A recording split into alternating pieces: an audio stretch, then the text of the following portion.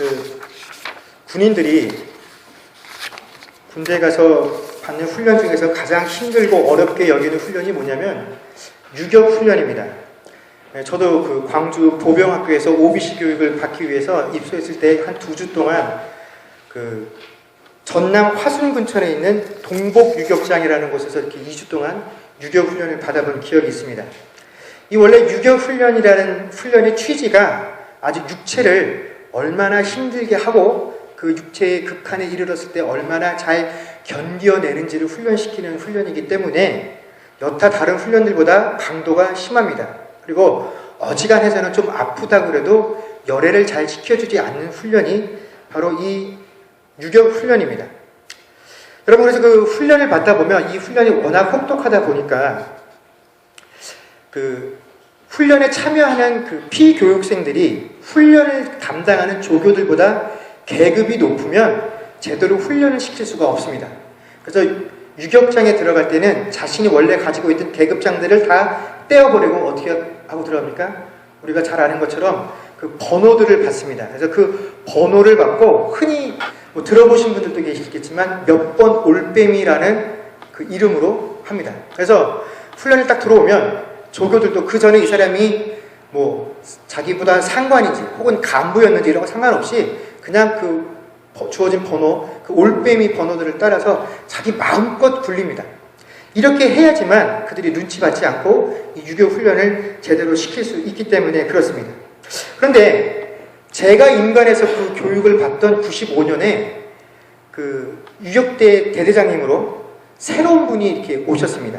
근데 이분이 교회를 다니시는 아주 믿음이 신실하신 집사님이셨습니다. 그래서 이 집사님께서 대대장님으로 오신 이후에 아무리 유격 훈련이지만 그래도 명색이 장교들인데 이 장교들이 들어와서 훈련을 받는데 그 사병들이 그 욕을 하거나 막말을 불러가면서 하는 훈련이 옳지 않다 그러셔서 그 전까지 몇 번 올빼미라고 불리던 그 명칭을 어떻게 바꾸셨냐면 그 번호는 똑같은데 그 뒤에 올빼미를 빼고 장교님으로 바꿨습니다. 그래서 몇 번 장교님.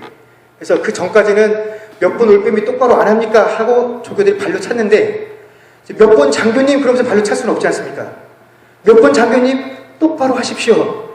이제 이렇게 명칭이 바뀐 겁니다. 그리고 이 대대장님께서 그래도 아무리 그 극한을 체험하기 위한 훈련이지만 인격적으로 사람을 모욕해서는 안 된다.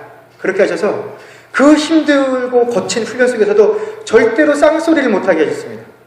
그래서 조교들이 그 표준말, 바른말만 써야지 혹시 훈련받고 있는 피교육생이 기분이 상할 그런 비인격적인 말을 하면 이제 보고를 하라고 그렇게까지 하셨습니다. 훈련을 받는 저희 입장에서는 이런 변화가 참 좋지요.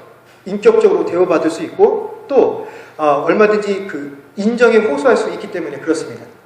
그래서 대부분의 저희 이제 동기들이 거기에 들어가서 훈련 받을 때는 야, 우리 대대장께서 이 정도 우리에게 배려를 해줬으니까 그래도 우리가 명색이 장교들인데 사병들한테 손가락질 받지 않도록 우리가 더 열심히 하자 하고 솔선수범을 대체적으로 다 했습니다. 근데 그 중에는 꼭 그런 친구들이 있죠. 난 너보다 계급 높은데 뭐 하면 사사건건 그 조교들에게 시비를 거는 겁니다. 또 조교들이 시키면 말을 듣지 않고 자기 마음대로 하고 이런 일들이 분명히 있었습니다. 그래서 분명히 분위기는 좋아졌지만 그 분위기가 좋아진 것에 따라서 환경이 좋아진 것에 따라서 따르는 피해도 있더라는 것입니다. 그러다 보니까 무엇보다도 어떤 일이 많이 생겼냐면 크고 작은 사고들이 많이 생기기 시작했습니다. 전에는 뭐 내 계급하고 상관없이 조교들이 욱박 지르고 소리를 질러서 욕을 해서라도 자기들이 기준에 따라오도록 시킵니다. 그러면 누구라도 다 긴장을 해서 거기에 따라갑니다. 근데 이제 조교가 뭐라고 하면 그리고 조교가 제대로 푸시를 할 수도 없는 그런 관계가 되다 보니까 어떻게 됩니까? 말을 듣지 않고 아무래도 옛날보다 긴장이 떨어지다 보니까 크고 작은 사건, 사고들이 많이 생기게 되더라는 것입니다. 그러다 보면 그 다치는 사람들이 많이 생기게 됩니다. 결국 그 저희 다음 기수에 들어간 동기들 중에 한 명이 그 산악 레페를 하다가 암벽에서 줄이 끊어져서 떨어져서 죽는 사건이 생겼습니다. 그래서 결국은 그 인격적으로 인간적으로 훈련을 지향하셨던 그 대대장님께서 결국 그 사건 때문에 다른 곳으로 전출을 가시게 되셨고 이제 다른 분이 오시면서 그 유격장에 있던 모든 시스템이 다 어떻게 됐습니까? 다 옛날로 환원이 됐습니다.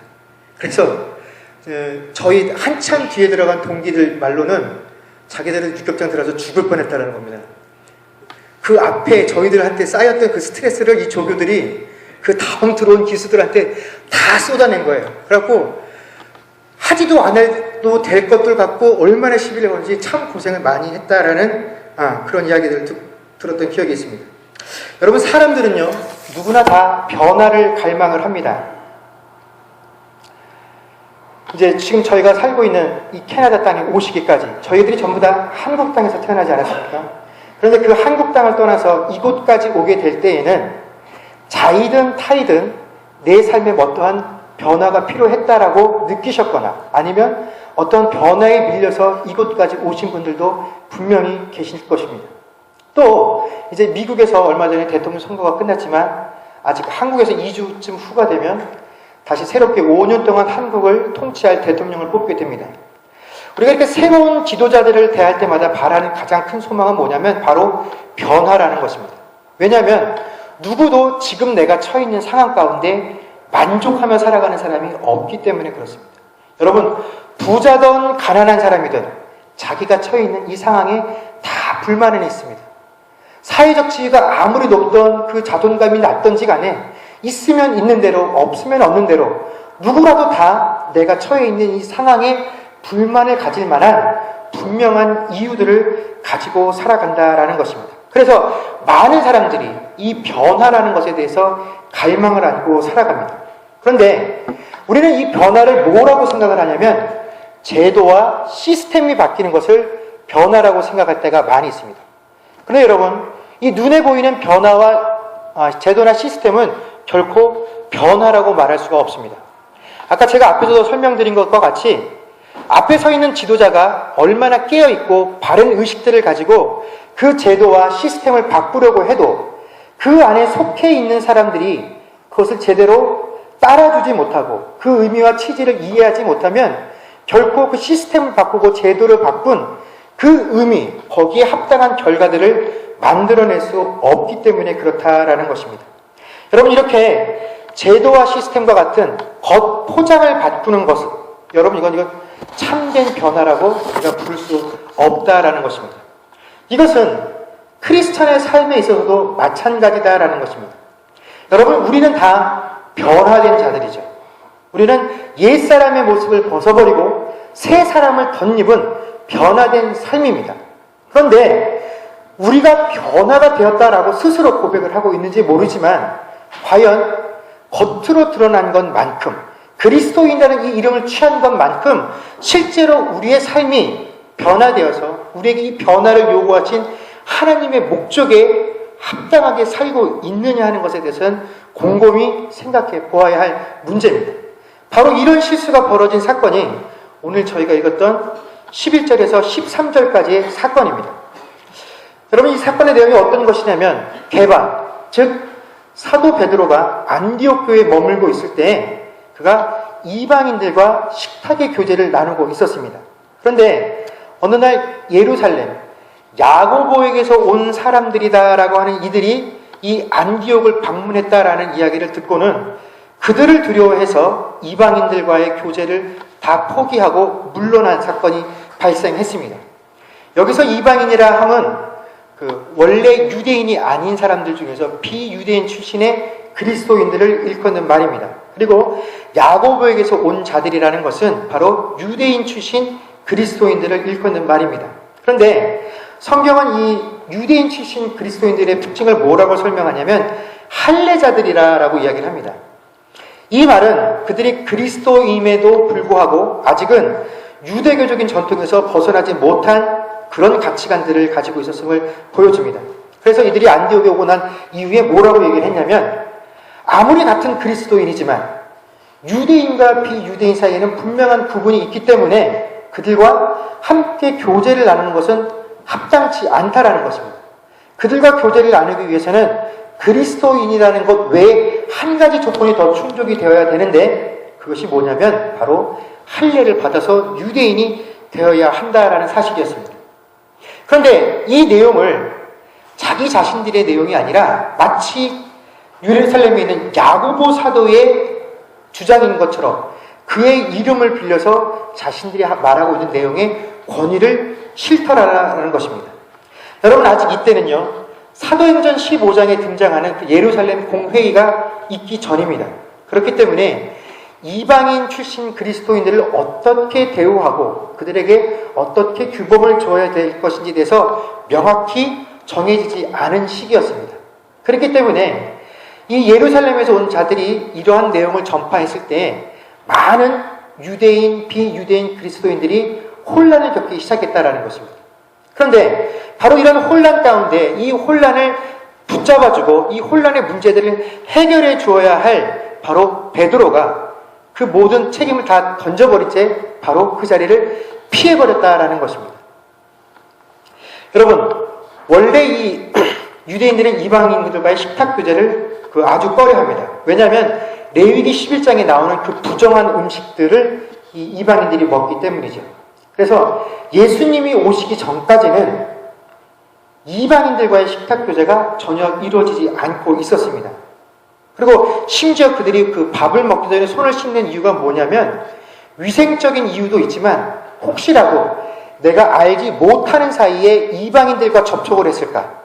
지나가다가 이방인들과 접촉을 했을까? 혹시 손이라도 그들과 부딪혔을까? 이방인이 잡았던 물건을 내가 잡았을까? 하는 그런 마음 때문에, 그런 염려 때문에 손을 씻고 그들이 식사를 하게 된 것입니다. 그만큼 이방인들을 천시 여기고 선택받은 민족 선민으로서의 자부심이 강한 바로 그런 이유 때문에 그들이 식탁의 교제를 철저히 금했다라는 것입니다.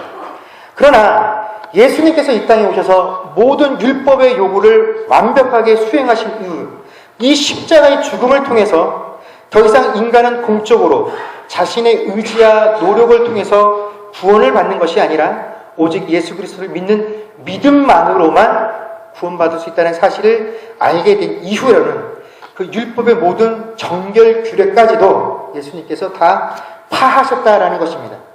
바로 이 일을 특별히 경험한 사람이 누굽니까? 바로 사도 베드로였습니다. 사도행전 10장에 보면 이 베드로가 잠을 자고 있을 때 하나님께서 3번이나 그에게 꿈을 주셔서 보여주셨죠. 그 꿈의 내용이 뭡니까? 하늘로부터 내려온 보자기 안에 그 유대인의 율례로 부정하다라고 말한 음식들이 가득 담아 있는데 그것을 어떻게 하라고요? 먹으라고 하늘로부터 소리가 들려왔습니다. 이때마다 베드로가 이건 제가 배운 율법에 부정한 음식입니다. 먹을 수 없습니다. 라고 그가 거절하니 하나님께서 마지막에 뭐라고 답을 주셨냐면 내가 깨끗하다고 했는데 왜 네가 부정하다고 말을 하냐? 라고 말씀을 하시고 그를 어디로 보냅니까? 백부장이었던 고넬료의 집에 보내서 그에게 세례 주는 일을 이 베드로를 통해서 하게 하십니다. 그래서 이때 베드로가 고백한 내용이 뭐냐면 사도행전 10장 34절에 내가 참으로 하나님은 사람의 외모를 취하지 아니하시고 각 나라 중 하나님을 경외하며 의를 행하는 사람은 하나님이 받으시는 줄 깨달았도다 라고 고백을 합니다. 여러분, 이때 이 베드로는 바로 이것이 복음의 진리라는 사실을 깨달았습니다. 그리고 내가 깨달은 이 복음의 죄송합니다. 복음의 진리대로 살아야 되겠다. 내 삶 가운데 분명한 변화가 있어야 되겠다라고 느꼈다라는 것입니다. 여러분, 바로 그래서 선택한 것이 뭐냐면 이방인들과의 식탁의 교제였습니다. 예수님이 살아계실 때, 예수님 당시에는 아무도 유대인들 중에 식탁 교제를 하지 않았던 창기나 이 세리와 같은 자들과 예수님께서 식탁의 교제들을 허락하셨지요. 바로 그 선례를 따라서 이제 이 베드로도 어떻게 하는 겁니까? 이방인 출신 그리스도인들과 식탁의 교제를 통해서 예수께서 이 땅에 오신 목적, 그분의 십자가의 죽음을 통해서 이루어진 일들을 실제로 삶 가운데 변화로 이끌어내는 일을 자기가 하겠다고 그 삶에 끼어드는 것입니다. 그랬던 베드로가 오늘 예루살렘에서부터 온 몇 사람이 온 그 사실만, 바로 할례를 받은 유대인, 정통 유대인들이 왔다는 그 사실을 들었다는 이유만으로 자신이 받았던 은혜와 복음의 진리들을 내팽개쳐버리고 옛날의 모습으로 돌아가게 되었다라는 것입니다. 여러분, 어째서 베드로와 같이 특별한 체험을 했던 사도마저도 하나님께서 기대하신 변화의 모습에서 벗어나는 이러한 결과를 맞이하게 되었을까요? 오늘 우리가 그 이유를 한번 살펴보려고 합니다. 성경은 이러한 베드로의 행동의 모습에 대해서 뭐라고 이야기를 하냐면 베드로의 모습을 외식했다라고 설명을 하고 있습니다. 여러분, 외식이 뭡니까? 흔히 하는 말로 위선이죠. 겉과 속이 다른 행동, 또 안에 있는 것을 감춘 채 겉으로 연극해 해주는 모습을 바로 이 외식이라는 단어로 표현을 합니다. 그래서 우리가 외식하면 가장 먼저 떠올리는 사람들이 누굽니까? 이건 쉽죠. 서기관과 바리새인들입니다.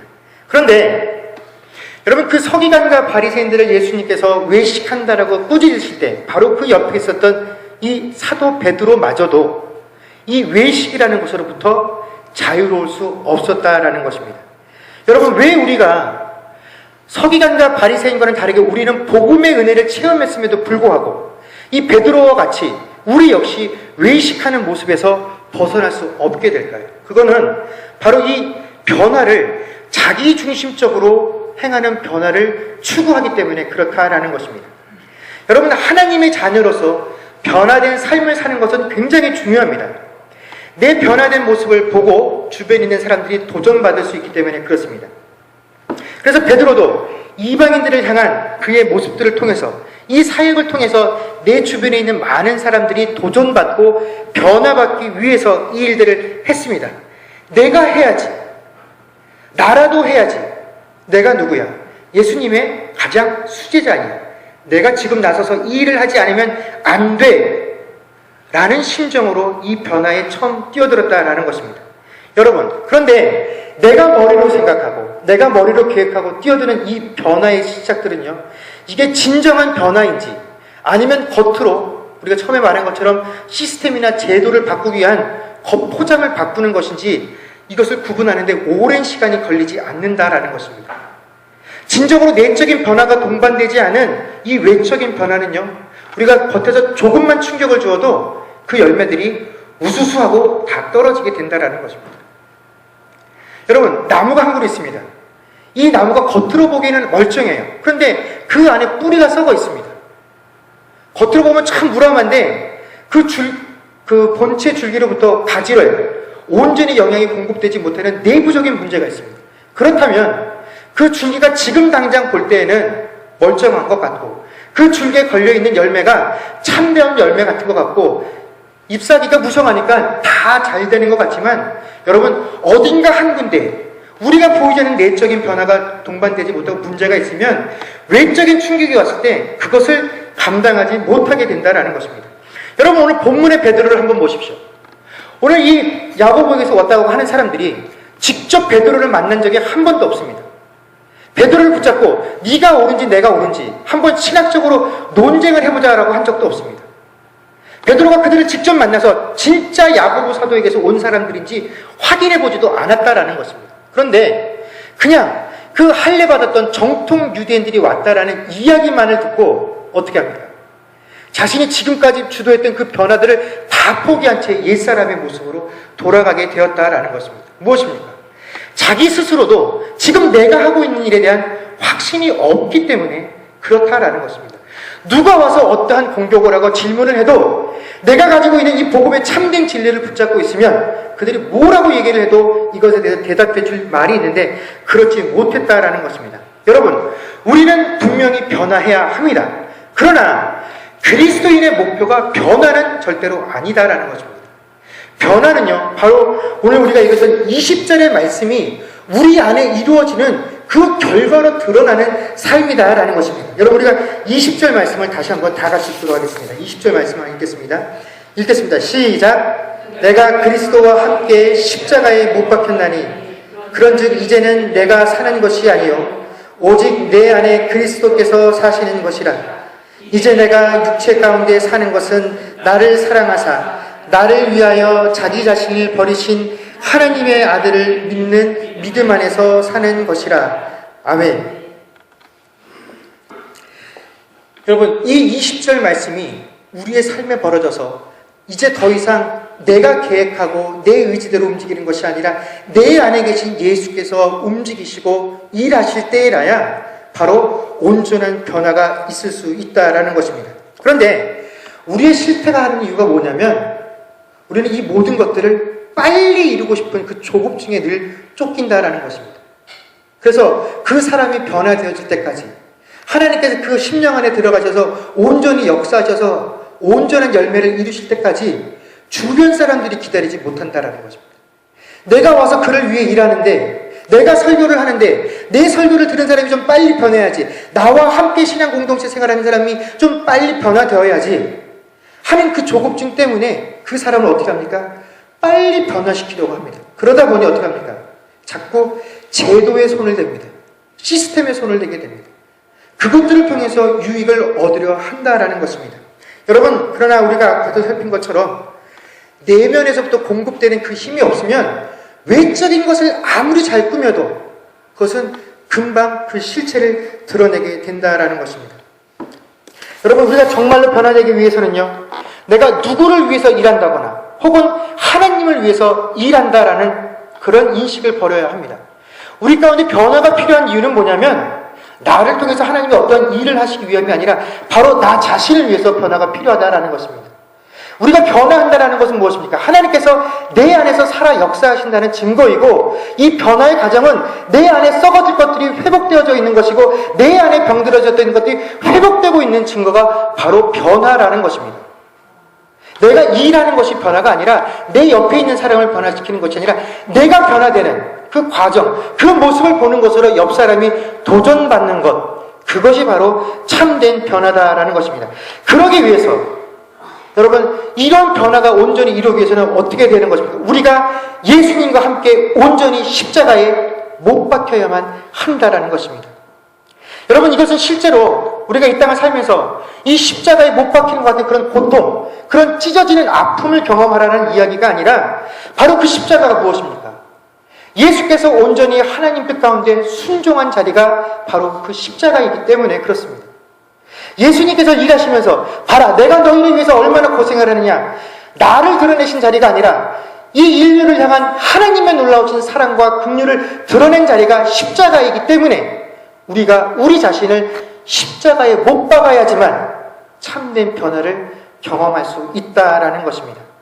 여러분, 아무리 신앙생활을 오래 하고요, 또 아무리 성경 공부를 많이 하고 교회에서 존경받는 직분들을 가지고 있다고 할지라도요, 전 그건 못해요, 난 그건 절대로 못해, 내가 딴 거는 아는데 그거는 못해요 라고 말할 수밖에 없는 단계라고 한다면, 그러한 부분들이 내 안에 남아있다고 한다면 여러분, 지금 우리는 겉포장만을 바꾸고 있는 사람이지 절대로 십자가에 나 자신을 못 박은 그 참된 변화를 추구하는 자가 아니다라는 사실을 알아야 할 것입니다. 이제 더 이상 내가 일하는 것, 내가 하고자 하는 의지로 일하는 것이 아니라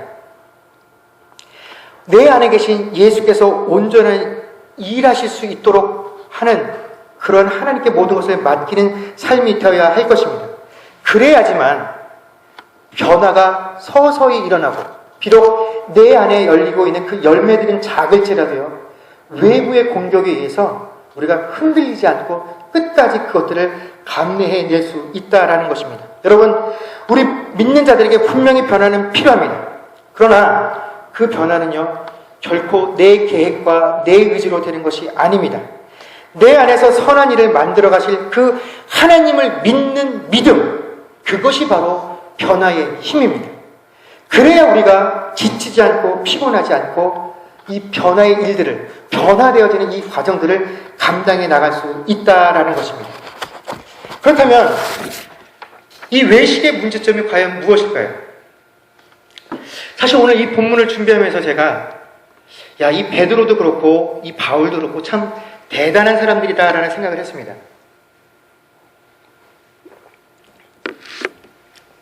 이 사건이 벌어질 때쯤에 베드로는 그 기독교 공동체 안에서 가장 소위 잘 나가는 사도였습니다. 가장 권위 있는 사도였고 누구라도 다 예수님의 수제자임을 인정해주는 그런 사람이 바로 베드로였습니다. 거기에 비하면 바울은 어떤 존재입니까? 이제 막 안디옥 교회에 와서 바나바와 함께 사역을 시작한, 지금으로 말하면 풋내기 사도가 바로 이 바울 사도죠. 그런데 바로 이 풋내기 사도인 바울이 이 베드로를 향해서 그게 잘못된 것을 지적을 하고, 성경에 보면 뭐라고 얘기를 하냐면 그를 책망했다라고 이야기를 하고 있습니다. 여러분, 베드로가 사도로서나 인간적으로서 얼마나 불쾌하고 기분이 상하고 소위 창피했겠습니까? 할 수만 있으면 자신이 안디옥에서 했던 이 일들을 다 감추어 버리고 싶었을 것입니다. 또 어쩌면 베드로 정도의 권위였다고 한다면, 야, 너희들만 알고 있고 다른 속에는 얘기도 하지 마, 했을 수도 있다라는 것입니다. 이 바울에게도 개인적으로 찾아가서 내가 잘못된 걸 인정하니까 이건 당신하고 나 사이의 일로만 이제 알고 덮고 지나갑시다, 할 수도 있는데 불구하고 그 내용을 어떻게 합니까? 이 갈라디아서라는 기록에 남겨서 갈라디아에 있는 모든 교회 사람들과 이 복음이 전파되는 곳마다 모든 사람들이 누구의 잘못을 보게 한 겁니까? 베드로의 잘못을 다 드러나게 했다라는 것입니다. 그런데 베드로도 어떻게 합니까? 베드로가 이 갈라디아서가 쓰여지고 회람되어질 때 베드로 역시 사역을 하고 있었습니다. 여러분, 자기가 가서 한참 주님의 권위를 가지고 말씀을 전하고 있는데 한쪽편에서, 야, 저 베드로가 말이지 안디옥 교회에 있을 때 그런 일을 했었대 하고 옆에서 웅성웅성한다고 한번 생각을 해보십시오. 이 베드로의 사역이 아마 방해받고 어쩌면 망쳐질지도 모릅니다. 그런 모든 가능성이 있음에도 불구하고 베드로도 바울도 이것이 하나님 말씀으로 남아서 이 말씀이 전파되어지는 모든 이들이 이 사실을 보게 한 것은 그만큼 이 베드로의 행동이 뭡니까? 큰 죄악이기 때문에 그렇습니다. 모든 믿는 자들이 주의해야 할 부분이기 때문에 그렇습니다. 바로 이 그리스도인들에게 외식은 참으로 우리가 멀리해야 되는 그런 요소이기 때문에 그렇다라는 것입니다. 여러분, 세상은요, 사실 이 외식하는 것을 그렇게 정죄하지 않습니다. 오히려 세상을 살아가는데 어느 정도 이 외식하는 모습들이 필요하다라고 생각을 합니다. 우리가 예의상 좋아한다고, 사랑한다고, 당신을 환영한다고 이야기해 주어야 원활한 인간관계를 맺어갈 수 있습니다. 그 원활한 인간관계를 위해서는 어쩔 때는 참을 거짓이라고 말해야 될 때도 있고 거짓을 참이라고 말해야 할 때도 있습니다. 그러나 여러분, 이것을 결코 문제 삼지 않습니다. 이것을 정죄하지도 않습니다. 오히려 이것을 잘하는 사람을 처세술이 좋다라고 말을 하고 이런 사람을 본받아야 된다고까지 가르칠 때도 있습니다. 그러나 기독교 안에서 그리스도인들에게 있어서 외식은, 특별히 신앙과 관련해서 이 외식은 자기 자신뿐만 아니라 주변까지도 죄를 짓고 망하게 하는 일이기 때문에 우리가 결코 따라해서는 안 될 일이다라는 사실입니다. 여러분, 베드로가 유대인들을 두려워하여 이방인 그리스도인들로부터 멀어지자 베드로와 함께했던 다른 유대인들 출신들도 바로 이 이방인 그리스도인들과 교제하는 것을 멈추고 다 뿔뿔이 흩어져 버렸습니다. 더군다나 바로 그 안디옥 교회의 지도자였던 바나바까지도 이 베드로의 외식에 동참하게 되었다라고 같은 동역자였던 바울이 아주 책망을 하고 있다라는 것입니다. 왜 그렇습니까? 여러분, 이 바나바가 어떤 사람입니까? 예루살렘 교회에서 이 안디옥 교회를 잘 다스리고 부흥시키기 위해서 파송한 지도자가 이 바나바였습니다. 이 바나바는 제가 전에도 설교한 것처럼 이 안디옥이라는 이 이방인 사회의 특수성을 아주 잘 고려해서 이 교회 풍습에 맞게끔 이 교회를 아름답게 부흥시켰고 바울을 동역자로 함께 세워서 이때 이 안디옥 교회를 통해서 이방인 사회에 그리스도인이라는 이름이 처음 소개되었을 만큼 아름다운 믿음을 만들어낸 사람이 이 바나바였습니다. 그런데 이런 지도자였던 바나바까지도 권위 있었던 사도 베드로가 외식을 하자 그만 그 외식에 자기도 모르게 빠져들게 되었다라는 것입니다. 여러분, 바로 그리스도인들이 행하는 외식에는 이러한 문제가 있다라는 것입니다.